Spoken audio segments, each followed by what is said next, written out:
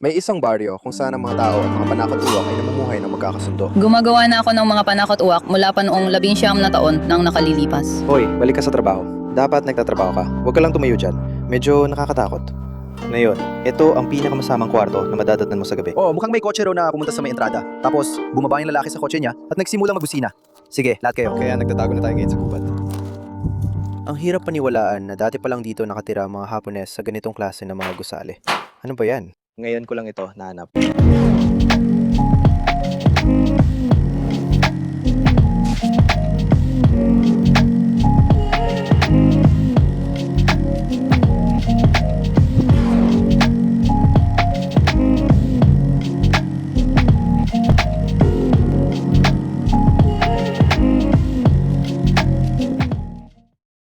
Uy, Dave. Hi. May yen ka pala. 130 yen. Gusto ko sana makuha yung totoong ginto. Pare, papunta kami sa Scarecrow Village at dumadaan lang kami sa matarik na bundok na may mga bahay na nakatayo sa gilid ng burol. May ilog ka nga dito sa ibaba na naririnig mo. Parang naalala ko tuloy yung inabandon ng hotel sa tabi ng ilog na na-explore ko dati. Pero mas maliit ng marami. Isa itong energy drink. Magandang paraan para simulan ng pakikipagsapalaran. Hello. Hindi ko alam. Magkita tayo sa palabas. Nasa tindahan ito, Robert. Habang dumadaan kami, nakita na namin ang ilang mga panakotwak. Sabi ko, ano ba yun? Steve, nadumi ka sa sarili mo. Akala ko 5 matatandang lola lang yon. Sandali. Tingnan mo to. Mukha silang totoo. Sa totoo lang, mas totoo pa sila kaysa sa inakala ko. Nakakatakot kung gaano sila katotoo. Mukha silang legit, hindi ko pare ang. Bato lang palang binari sa North Face. Akala ko North Face na sombrero yon. Hindi, sila Paul at Nick yon. Hello, kunin mo. Kasama nito. Palit. Ano yon? Palitan ng mukha. Mukha sa league ni Paula. Ano bang ibig sabihin ng Paula leeg? Hindi ko rin alam. Pero yun na nga. At yan ang 700,000 tao. Oh, ito ay isang chill na lugar na katabi nila.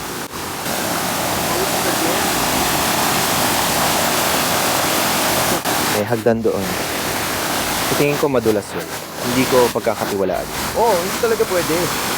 Stick pa rin. Ang ganda ng lugar. Ang lamig ng ilog niyan. Ito na yata ang pinakamahabang malinis. Pero Sobrang linis ng tubig sa Japan.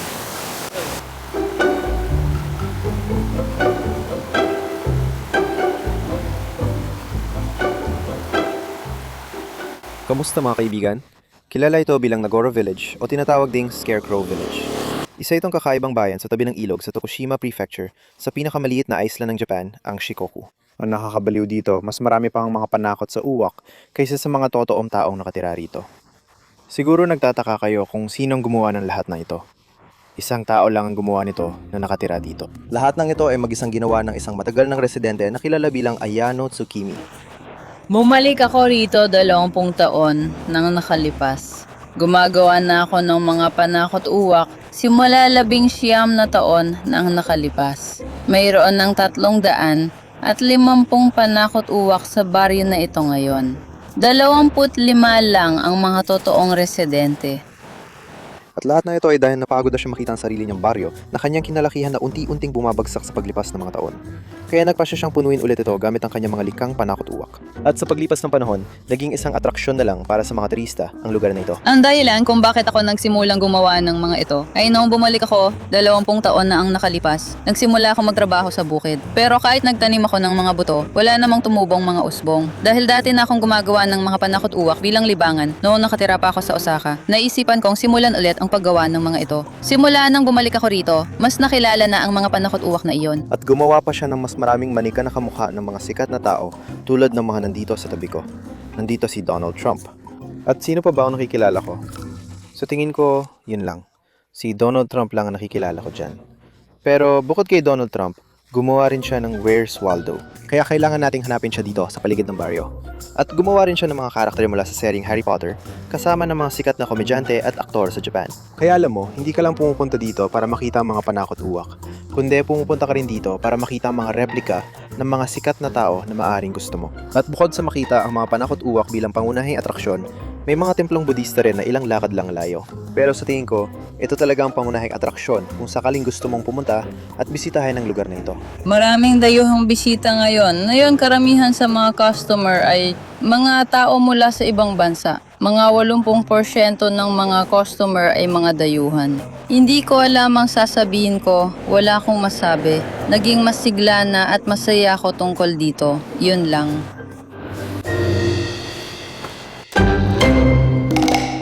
Dito mismo, makakakuha ka ng mga polyeto na mabibigay sa iyo ng karagdagang impormasyon tungkol sa nayon ng mga panakot-uwak. May isang nayon kung saan namumuhay na magkasama ang mga tao at mga panakot-uwak sa pagkakaisa. Si Trump ba ang pinuno? At pagkatapos, kapag binuksan natin ito, ang maganda ay nasa Ingles at Hapon ito.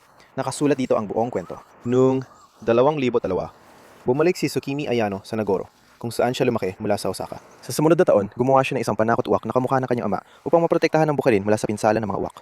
Pagkatapos, naging kawili-wiling panoorin at binabati nila ang panakot-uwak. Mula noon, gumagawa na siya ng mga panakot-uwak na ngayon ay mahigit 300 na ang bilang. Bumibisita rin siya sa iba't ibang lugar upang magturo kung paano gumawa ng panakot-uwak. At dito, nagsimula ang tinatawag na World Tour. Nangyari ito noong 2014 nang isang estudyanteng Aleman na nag-aaral sa Hiroshima ay bumisita sa Nagoro. Nakuha niya ang atensyon ng mga tao sa buong mundo sa pamamagitan ng isang video ng mga panakot-uwak na ipinost niya sa internet. At narito rin ang isang maliit na gabay kung paano gumawa ng panakot-uwak. Pwede ninyong i-pause ang screen. At syempre, meron din ito na nagpapakita ng Iya Valley Obake Gorge. Wow, ang ganda naman yan. Gusto ko sana magpa-picture dito, pero yon, pumunta ka lang dito. May mga panakot-uwak sa booth. Hindi mo na kailangan bumili ng ticket. Libre lang lahat na makikita mo. At katabi lang ito ay ito. Kung may nakilala kayong panakot-uwak, mag-iwan lang kayo ng komento sa ibaba. Mukha silang mga Hapon. Si Sephora nandito rin. Sa tingin ko, yung isang lalaki parang si Trump ulit. Ayos. Pwede kang pumirma sa parang guestbook. Sige, anong petsa na ngayon? Sa tingin ko ay ika-5 na yon. Ano kaya ang isusulat natin mga pare? Maganda at kakaibang lugar. Si Steve Ronan ay mahalang Scarecrow Village. Steve Ronan, YouTube. Ngayon, kung na-curious ka sa lugar nito at gusto mong pumunta rito, ganito ang paraan para makarating dito. Ngayon, ang Nagoro Village ay mga 2 oras na biyahe mula Tokushima Station o 5 oras na biyahe mula Wakayama gamit ang Tokushima Ferry. Talagang inire-recommenda ko na magrenta ka na lang ng kotse para makarating dito dahil mahirap at malaya talagang pumunta rito mula sa istasyon. At yan mismo ang ginawa namin. Nasa road trip kami dito sa Japan. Nakuha na namin ang kotse kaya napagdesisyon na namin pumunta rito matapos ang napakaraming taon. Sa tingin ko, gusto ko na talagang pumunta rito mula nang marinig ko ito 4 o 5 taon na nakalipas. May biker dito na parang nag-pit stop lang. Uy, ayos ka lang pare, ayos ka lang ba? Sa tingin ko, nagpapahinga lang siya. Pinagmamasdan ng tanawin dito ng mga magsasakang espantapaho. Uy, balik ka na sa trabaho. Dapat nagtatrabaho ka, huwag ka lang tumayo dyan. Oo, napapahinga lang sila dito. Hindi ako sigurado kung anong klase ng pananim ang itinatanim nila. Ibig kong sabihin, totoong bukirin ito. Totoo ang mga pananim. Pero hindi lang ginagamit ang mga espantapaho na ito para subaybayan ng mga bisita. Ginagamit din sila para, alam mo na, takutin ng mga ibon o hayop palayo sa mga pananim. Uy, ano yun? Souvenir ba ito na pwede mong bilhin? Ang astig nun. Gawa siya sa luwad. Sa tingin ko, nasa 2,000 yen ang halaga nito. Baka bilhin ko yan. Excuse me. Saan ko ito mabibili? Sinong pwedeng tumulong sa akin? Bumili? Ito ba ang cashier? Kuya, pwede mo ba akong tulungan bumili ng souvenir na ito? Pare, gusto ko ito. Paano ba natin ito mabibili? Hahanapin ko na lang ang isang taong talagang nakatira dito para matulungan ako. Oo, siguro dun sa kalsada. Sarado pala. Sa tingin ko may nakatira talaga dun. May isa pang daan dito. Tulay ito. Sa ibabaw mismo ng ilog.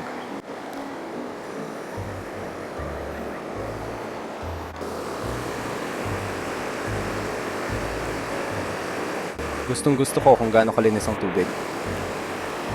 Mapapapahal ka talaga sa Japan dahil dyan. Napakalinis na bansa. Sa tingin ko, pwede pa tayo magpatuloy sa kalsada doon. At nakikikita ko pa rin ng mga panakot-uwak.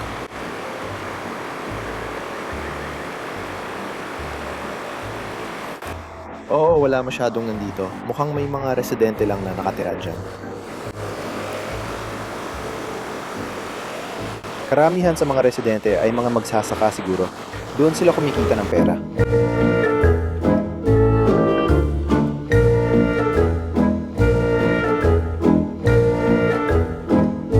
Ibig ko sabihin, talagang kakaiba ang lugar nito. Hindi ko masyado nararamdaman na nakakatakot, pero medyo nakakatakot din. Sigurado ako na sa gabi, ibang-iba ang pakiramdam kapag nag-iikot ka dito. Pero wala talagang nakakatakot na factor sa mga panakot-uwak na ito. Tingnan mo sila, parang nag-aasikaso ng kahoy. Grabe. Alam mo, sabi nila kinakausap daw ng mga residente ang mga panakot-uwak at ngayon ginagawa ko na rin. Baka nga parang totoo sila. Baka may espiritu sa kanila kaya gusto ko silang kausapin at maupo. Pumapasok na tayo ngayon sa mas malalim na bahagi ng bayan. May ilan pa rin tayong mga panakot-uwak. Gusto kong hanapin si Waldo. Sa tingin ko, yan ang misyon natin ngayon. Hanapin si Waldo. Kung makita niyo siya, mag-iwan lang kayo ng komento sa ibaba. Baka hindi ko siya mapansin. Sa tingin ko, may mga panakot-uwak na mangingisda dun sa ibaba.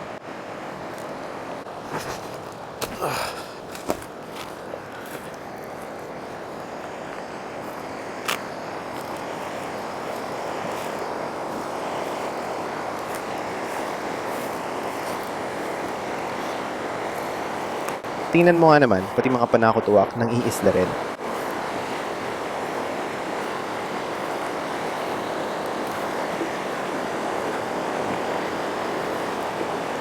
Hindi ko alam kung magaling siya. May nahuli ka bang isda ngayon? Tingnan mo yung ilog, parang low tide.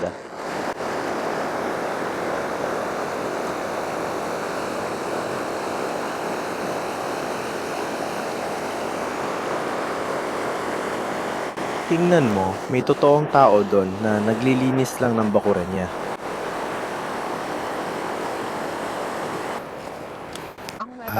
Sige. Kakakilala lang natin sa gumawa ng mga panakot-uwak. Siya si Ayano Tsukimi. Naglalakad lang ako sa kalsada. Wow. Sige. Ikinadagala kita makilala. Sige, sandali lang. Gagamit ako ng tagasalin. Pwede kang magsalita sa wikang Hapon at baka pwede mo na lang ipaliwanag ang kwento ng Scarecrow Village. Sige. Ipapaliwanag ko sa wikang Hapon? Oo, sige. Ganito ba? Oh, sige. Gagawin ba natin ito sa kabila ng bahay? Sige.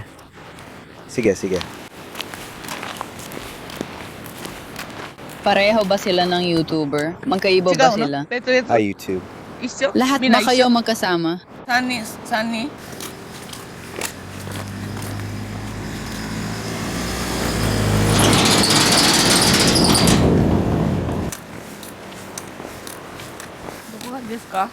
Oh, hi. Ito. Sige. Oo. Hi. Sige, ganito lang pala to. Ipaliwanag mo kung anong pakiramdam ng tumira dito at kung paano ang buhay ngayon sa dami ng turista. Ipaliwanag mo kung ano ang buhay dito at kung paano ang sitwasyon na yon kasama ang lahat ng mga turista. Sige. Simula nang pumasok ang bakasyon nitong Mayo, marami ng mga bisita ang dumarating. Napakarami mga dayuhan. Wow mga pare, ang saya ng pagkikita kay Ayano Tsukimi. Napakabait niyang babae. Kita mo sa mukha niya na punong-puno siya ng positibong enerhiya. Pero alam niyo, malamang idagdag ko rin yung bahagi na in-interview ko siya sa simula ng video. Kaya yun, ganun ko siya nakilala mga pare. Naglalakad lang ako sa kalsada. At makikilala niyo rin siya habang nag-explore kayo dito. Ngayon, dito naman, meron tayong naglalakad na panakotwak. Mukha siyang panakotwak na YouTuber, di ba? Hindi. Nahuli kitang naglalakad. Anong meron doon? May susi ka ng kotse. Nagmamaneho dito. May paralan ba dito? Oo, nandun ang paaralan. Sige. Nakilala namin ng may-ari. Oo, nakilala ko rin ang may-ari. Pati si James M. ay nakapunta na rito. Pinirmahan niya ang kanyang espantapahoon dun sa loob. Grabe naman. Alam mo ba kung sino si James May? Hindi. Top Gear, English. Malamang hindi mo alam. Ito na. Si James M. ay nagtatrabaho sa isang sikat na programa na tinatawag na Top Gear. Dapat alam mo, hindi mo ito makikita sa Amazon Prime. Sa tingin ko, hindi yun ang tawag doon. Maring napanood ko na. Nakakatawa yon. Sa totoo lang, habang nag-uusap kami sa likod ng kamera, sinabi niya na gagawa niya ako ng isang panakot-uwak dito sa Scarecrow Village. Sabi niya, matatapos daw yon sa susunod na taon. Kaya isa pa yan sa mga dahilan para sa inyo, mga tagahanga ni Ronan, na pumunta rito sa Japan, sa Scarecrow Village. Habil makikita niyo ang panakot-uwak na ako, ang ginaya. Stig yun pare, siguradong babalik ako dito sa susunod na taon.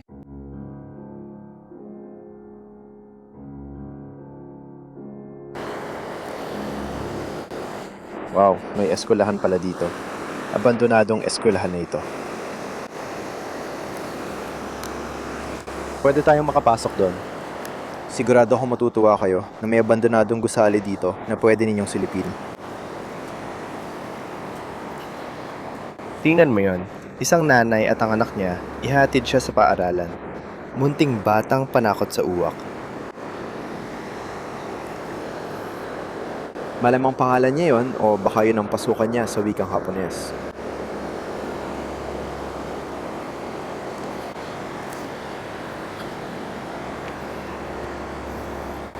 Grabe, ang astig ng pasukan na to, papuntang paaralan. Yung ilog na katabi mo lang.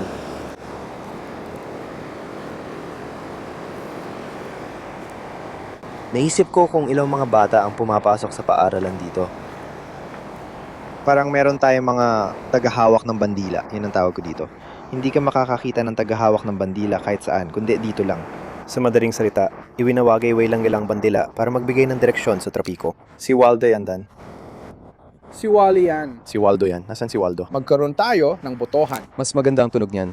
Nasaan si Waldo? Magkaroon tayo ng botohan. Sige, Sige. Magkakaroon tayo ng botohan. bilangin natin sila sa mga komento. Tama ba? Sige. Kung fan ka ng Where's Wally, mag-king ka ng komento. Sa ibaba, kung fan ka ng Where's Waldo. Mag-iwan ka ng komento sa ibaba. At anong premyo? Siyempre, ang mananalo ay ang opisyal na pangalan. Kung sino ang may pinakamarami, siya ang opisyal na pangalan. Tama ba? Dapat may isa pa. Ang mananalo ay makakuha ng sorbetes. Hindi. Ang mananalo ay makakakuha ng champo. Hindi natin mahahanap ang champon dito. Oh, hindi nga natin mahahanap. Sige, tama. Ang mananalo ay... Ano? Isang DBZ na figurine na gusto mo. Ayos na, Itay. Lahat kay Dan. Ayos na. Sige, game. Sige, game, Steve. Hatalunin kita. Sige, pupunta na ako para hanapin si Where's Waldo. Kung fan ka ni Ronan, mag-comment ka sa video nito. Kapag na-post ito, sabihin mo, where's Waldo? Okay? Kung ako si Where's Wally, hindi ko sasabihin sa'yo. Hindi ko sasabihin sa'yo kung nasan si Waldo, bro. Oh, eto ang isang paaralan. May pasukan dito. Wow. Mukhang ito na yata ang may pinakamaraming panakot-uwak. Ano ba yan? Kaya dito siguro mahigit 200 o 300 na panakot-uwak ang nandito sa paaralan. At may mga tsinelas pa sila. Sa tingin ko okay lang na maglakad tayo na may sapatos, di ba? Medyo nakaka-guilty lang. Sa tingin ko okay lang. Ibig ko sabihin, tingnan mo, may sapatos din ng mga panakot-uwak. Siguro pwede rin ako.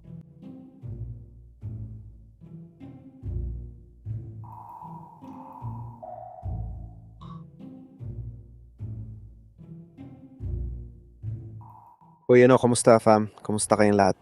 Parang lahat sila nakatingin sa akin. Grabe, ang weird. Medyo nakakatakot. Ngayon, ito siguro ang pinakamasamang kwarto na madadatnan mo sa gabi. Tingnan mo silang lahat. Okay, yung iba sa mga panakot-uwak na to ay replika ng mga sikat na tao. Meron tayong Dondon, Joe. So tingin ko yung mga may tag ang mga sikat dito. Naniniwala ako siya ang gumawa ng lahat na ito. Naisip ko lang kung gaano katagal gawin to. Ayan, nasan? Ang kahanga-hangang baryo ng mga panakot-uwak. Sige. Ibig ko sabihin, ito ay pinirmahan pa ng mismong tao. Sa tingin ko, magiging isa na rin ako sa mga ito. At sa susunod na taon, panakot-uwak na rin ako dito. Tingnan mo yung mga batang panakot-uwak. Ang dami talaga. Siguro hindi ako dapat dumaan dito. Meron pang mas marami dito mismo sa entablado. May kasal na nagaganap. Ang ganda naman. Nagpapakasal din yung panakot-uwak. Naalala ko tuloy yung rope challenge sa Squid Game. Naglalaro sila ng tug of war. Ang astig din ito. Naisip ko tuloy kung siya rin ang gumawa nito. Gawang kamay na samurai na manika. Ang lupet nun.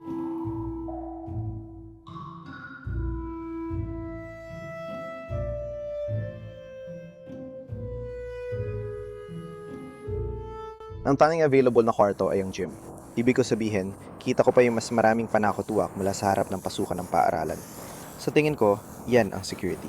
Panakot-uwak na security. O, kita mo pa rin na marami. Sa tingin ko, hindi naman tayo makakapasok sa loob. Oh, sige. Medyo sayang lang na hindi naman nagagamit ang eskwelahan. Pero kung ginagamit man, baka wala pang 10 estudyante ang pumapasok dito. Grabe, may mga mural pa pala dyan.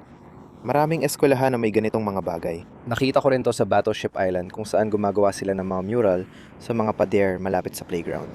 At ayun, may mga duyan pa tayo. Mayos pa rin silang gumagana.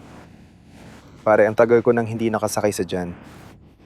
Maganda ring magpahinga muna saglit sa pag-iikot. Sa totoo lang, parang mahigit 100,000 hakbang na yata ako sa trip na to. Pero sa tingin ko, halos nakita na natin lahat. Sana nag-enjoy kayo sa video hanggang ngayon.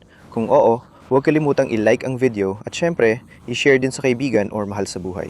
Malaking bagay yon para sa akin. At mag-iwan din kayo ng komento sa baba kung ano ang pinaka nagustuhan ninyo. Sa tingin ko, yun na yun. Nasuyod na natin lahat dito sa bayan na to. Sa tingin ko, may maliit na gift shop habang pabalik tayo sa kotse para tingnan. Pero oo, talagang kakaiba at magandang bisitahin ang lugar na ito. At lubos ko nire-rekomenda na pumunta kayo rito. Bukod sa paggawa ng documentary ito para sa inyo, marami rin akong kinuha mga litrato na dapat ninyong tingnan sa Instagram ko, Steve Ronan, o i-click ang link sa description. Gusto ko sanang i-follow nyo ako doon dahil doon ko ina-upload ang mga pinakabagong litrato at nagpo-post ako ng Instagram stories kung nasaan ako sa kasalukuyan. Kaya magandang paraan ito para manatiling updated kayo sa buhay ko. Pero diretso lang, nandoon ang gift shop.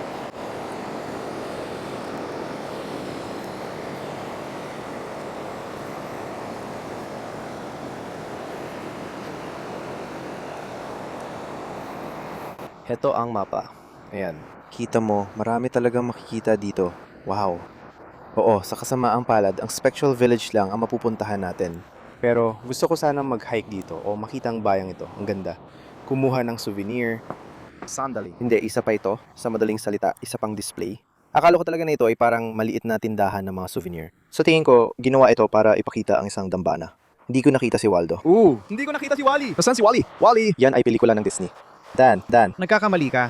Wally, sangayon ka, hindi ba? Si Waldo talaga, ang puti. Ang puti at pula. Pare.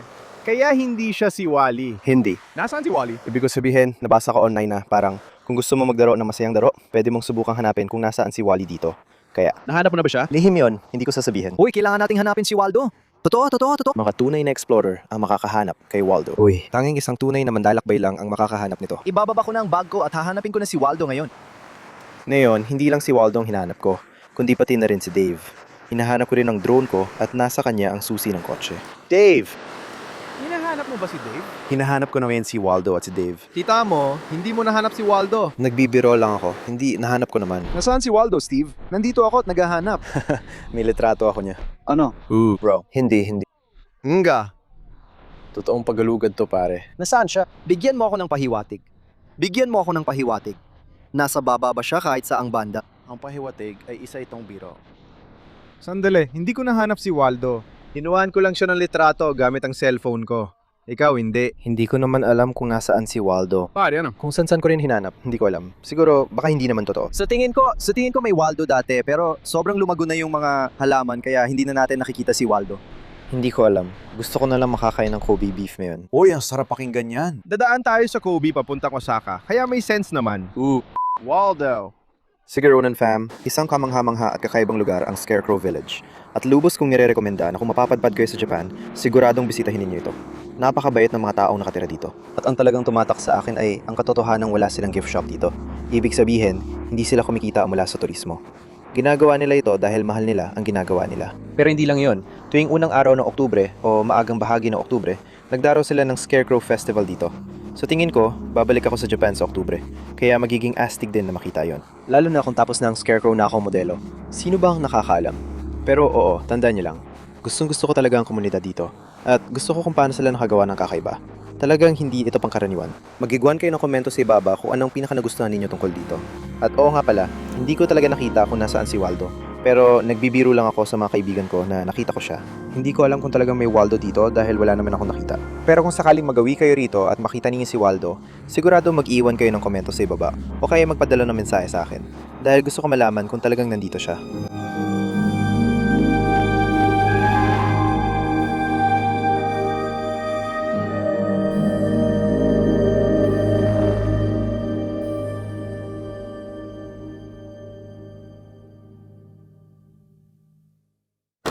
Mga kaibigan, Ang astig na Airbnb. Parang tradisyonal talaga. May sarili kaming bahay dito. mag-check-in muna ako at ipapakita ko sa inyo kung ano ang nasa loob.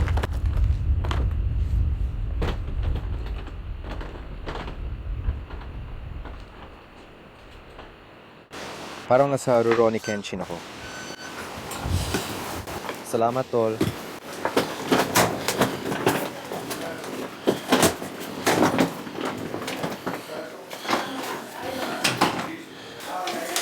Nasa Japan ka, kailangan mo hubarin ang sapatos mo bago maglakad-lakad sa loob ng bahay. Mukhang ito ang kwarto ko.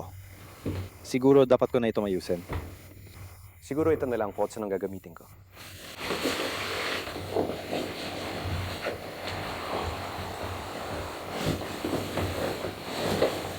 Medyo natatakot ako na baka mahulog ito sa akin habang natutulog ako. Grabe, talagang hindi ko gusto na nandito ito. Siguro ito lang talaga ang pwesto para ilagay ito. Siguro pwede kong ilagay ito sa ibabaw.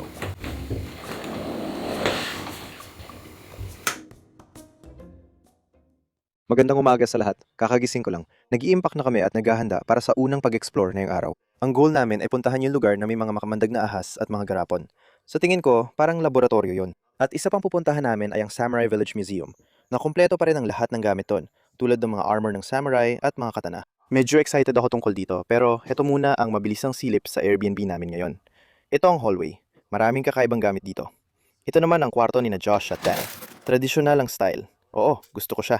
Tatami style ito. Anong tawag dito? Katami ba? Tatami. O parang bahay talaga dito.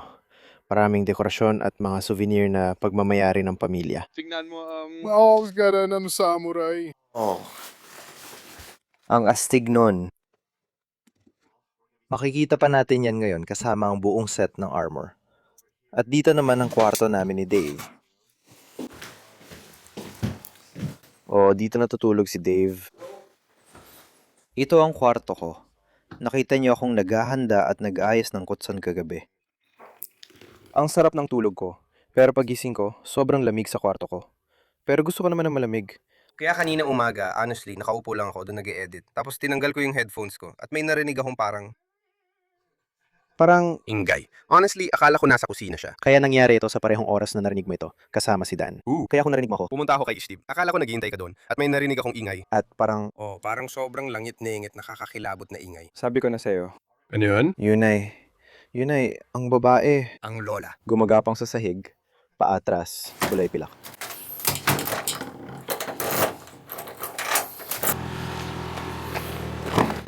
Sige, kukunin ko yan. Baka ginamit ko. Kunin mo na lang yan. Kung ganun. Grabe. Ano, meron ka dyan? Ang tawag dito ay Premium Swiss Roll. Premium Swiss Roll. Ganun ba? Parang ganun. Pero hindi tayo. Pinapayagang kumain ng asukal, Damien at Josh. Oo nga, anong nangyari sa dieta mga pare? Hindi. Anong nangyari sa dieta? Binili ko yan bago magating gabi. Ang sarap nito, mas masarap pa to kaysa sa ibang Swiss roll. Ginawa nilang mas premium ito. Tikman mo pa to. Sige.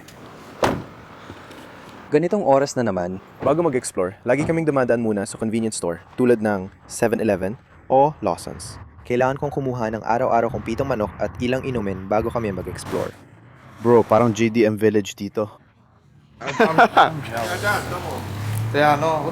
Ano ba yan? Uy, mga subi! Nasaan na? Tayo. Ngayon? Nasaan na ba tayo, Dan? Dan, kailangan nating magrenta ng mga JDM na kotse. Bro, literal, parang 8 sa kanilang dumaan sa kalsada. No yun naman. Ayos yan. Ano? Matamis na kamote? Mais at mayonesa. Hindi ako sigurado dyan. Kailangan mo buhan. Hindi natin kaya. Nasaan ang mga Swiss roll? Kukuha ko ng mga Swiss roll para sa inyo. Piniritong manok. Lisa, Gigi, kumusta?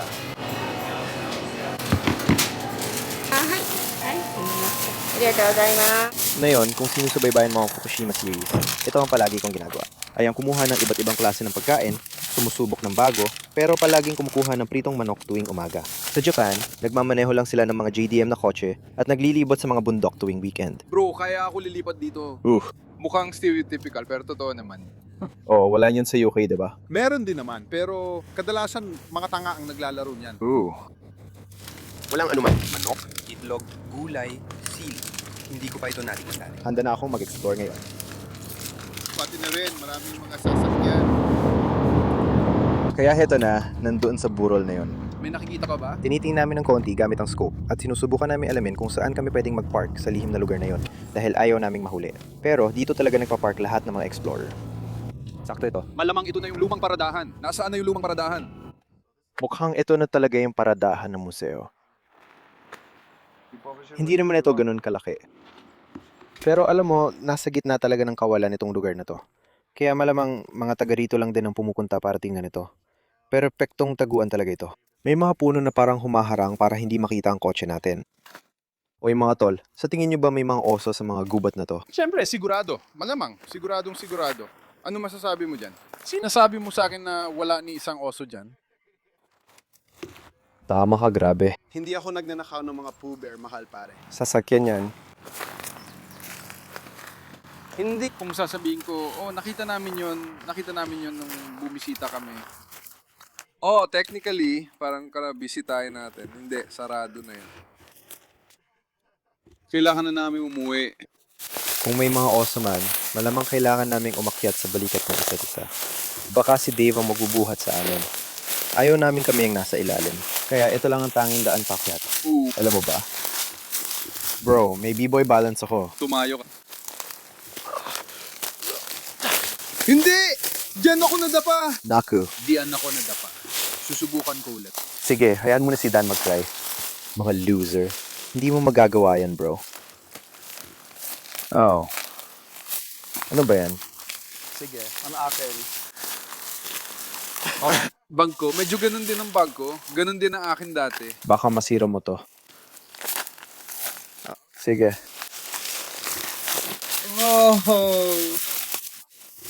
Ayos lang, magagawa ko to. Sa pangalawang subok, swerte na. Anong meron? Beses ang tsamba. Magaling. Unang beses. Sige. Kasama pang balikong daliri sa paa. Nasaan si Dave? Siya nga pala. Sige, pero magiging astig pa rin to. Heto ang mapa ng museum ito / atraksyon. Sa tingin ko, nandito tayo banda. Siguro ang gagawin ko, iikutin ko ito na parang parisukat. Pwedeng tungkol sa mga oso ang pinag-uusapan. Maaring ganun nga. Patuloy ang mga pag-atake ng oso. Mangyaring manatili sa loob ng inyong bahay. Sa totoo lang, alam mo, magkomento ka sa ibaba. Mga kaibigan, ito ang pasukan ng museo na isang replika ng isang baryo kung saan nagtago ang angkan ng Tenpai, isang grupo ng mga refugee na natalo nung digmaang Genpai. At dito, ipinapakita ang kasaysayan nila at ng kanilang mga tao. Kaya yon, excited akong isama kayo sa tour nito. Pero bago tayo magsimula, pindutin nyo muna ang like button at mag-iwan ng komento sa ibaba kung saan kayo galing. Tara, pasok na tayo. Ang gusali sa tabi mismo ng gate ay malamang doon kinukuha ang inyong mga tiket. Counter mula pa noong 2009. Wow, tingnan mo to. Isang polyeto ito. May isa pang polyeto din. Dito sa counter na to, kinukuha ang mga ticket mo. Mukhang may maliit ding kusina ang mga staff. At tapos huminto ito, parang malapit dito, umatras, pabalik. Tapos nagsimulang umandar ulit. At pumunta kami sa gate, yung pasukan. Anong binalikan mo? May kinuha lang ako para sa gimbal ko. Ang weird lang. Parang may kotse na dumiretso sa may entrance. Tapos bumaba yung lalaki sa kotse niya at nagsimula magbusina. Kaya siguradong nakita nila tayo. Maghihintay lang tayo dito at titingnan ko anong mangyayari. Umalis na yung kotse na nakita natin at nandito na tayo ng mahigit 30 minuto siguro. Sa tingin ko, oras na para bumalik tayo sa loob. Sana hindi tayo mahuli. Mas nakakakilabot na talaga ang pakiramdam mo yun matapos nating maranasan yun. Mas nakaka-stress mag-explore sa lugar na to. Sige. Pare, ano ba yan? Siguro ito yung mga lokal na hayop dito. Astig, ang ganda nito. Sa totoo lang, hindi ko nga alam kung anong klaseng hayop to. Pero kumukha niya yung usa sa Spirited Away o sa mga pelikula ng Studio Ghibli. Pero lahat ng mga hayop na pinapakita dito, malamang mga lokal na hayop talaga sa lugar na to. May mga fox, tapos parang mga raccoon to, mga pato. Heto naman, isang baboy ramo. Siguro, isa to sa mga pinakamapanganib na hayop dito, bukod sa mga oso. Pero ipinapakita lang din dito kung paano manamit ang mga Hapones nun. Tingnan mo ang mga damit nila. Pero siguro ito na yung panahon na nagsisimula nang dumating ang mga baril. Siguro ito na yung mga huling taon ng mga samurai. Grabe, pinapatay ng taon to yung oso. Talagang binuksan niya yung tiyan ng oso. Sige, kung kaya niyang pumatay ng oso, kaya rin siguro natin. Kaya marami sa mga bahay dito ay maliliit na bahay sa baryo. Tingnan mo to.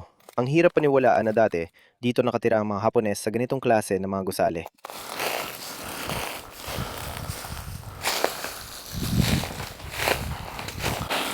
Mukhang may dambana sa unahan. Dapat nating silipin ang ilan sa mga gusali ngayon. Nandito tayo sa loob ng isa sa mga bahay dito. Maganda makita kung paano ang itsura sa loob.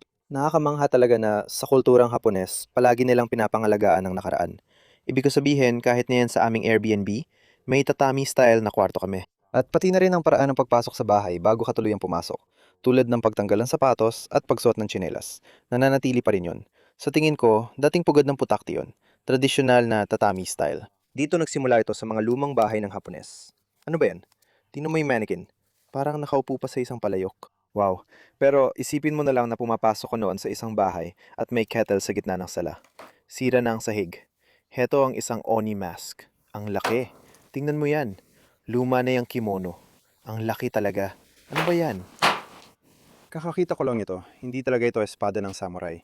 Pero oo, mga replika lang ito. Sa tingin ko, hindi sila totoo. Sige mga kaibigan, nagkatago na tayo ngayon sa gubat. May narinig kaming isa pang sasakyan. Lumapit daw sa harap ng gate. Kaya nandito na tayo ngayon sa gubat. Nakatago ito sa gubat. Mula pa sa Airbnb. Oo, baka may mga oso dito. Sino ba naman ang nakakaalam? Aakyat tayo sa burol para magmasid. Nasa mataas tayong pwesto. Sige, sa tingin ko, bababa na ako ngayon. Baka isipin mong ligtas na.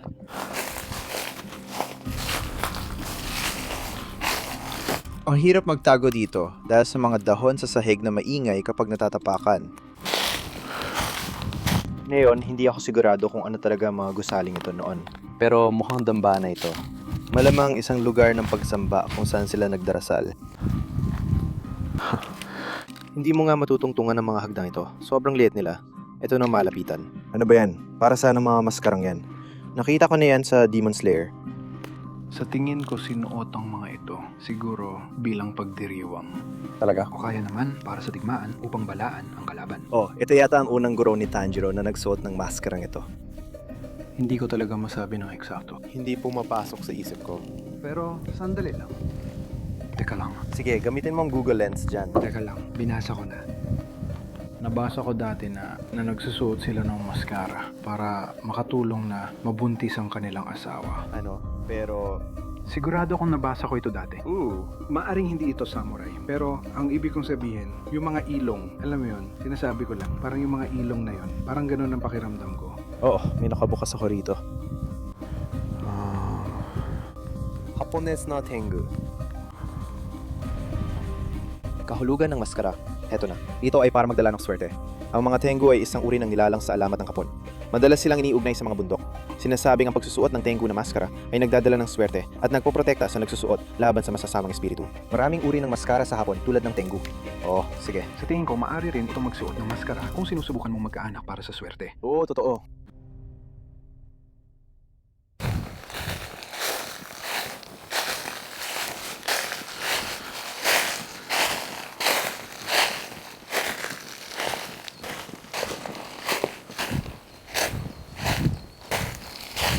Ito ay gawa sa dayami.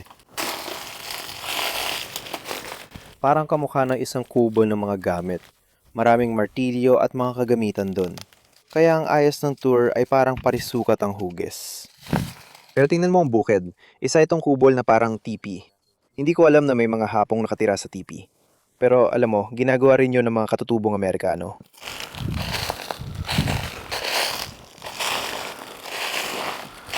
Oo, ang ilan sa mga gusaling ito ay wasak na. Oh, itong buong kanto na nilalakaran ko ngayon, parang munting zoo. Mahirap sabihin kung anong klaseng mga hayop ang inalagaan dito. Bahay ni Uma Umatore. Isinalin yon sa Ingles.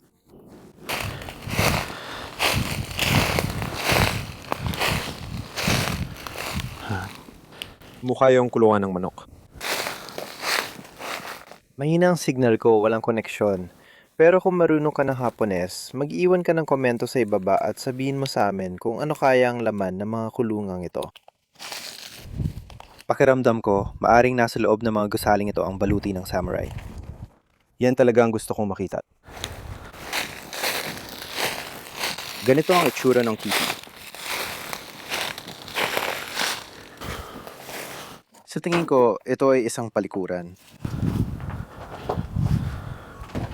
Sa totoo lang, hindi pala. Maraming ipinapakitang mga artepakto dito.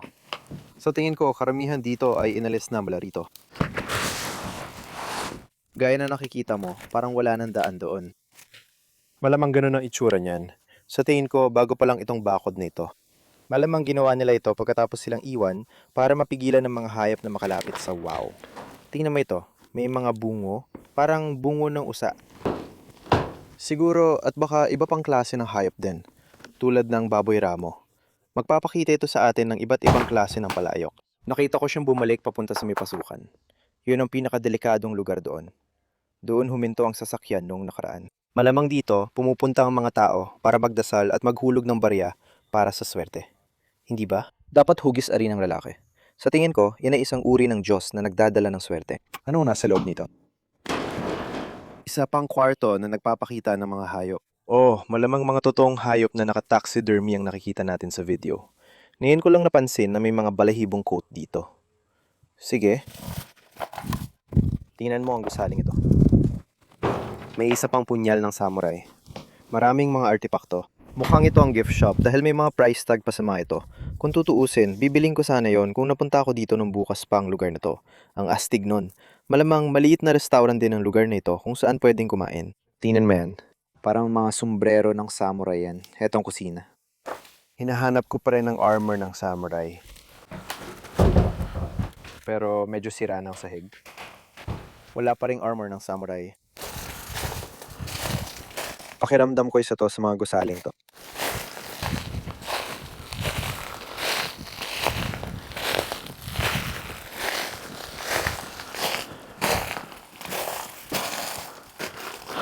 Ano ba yan?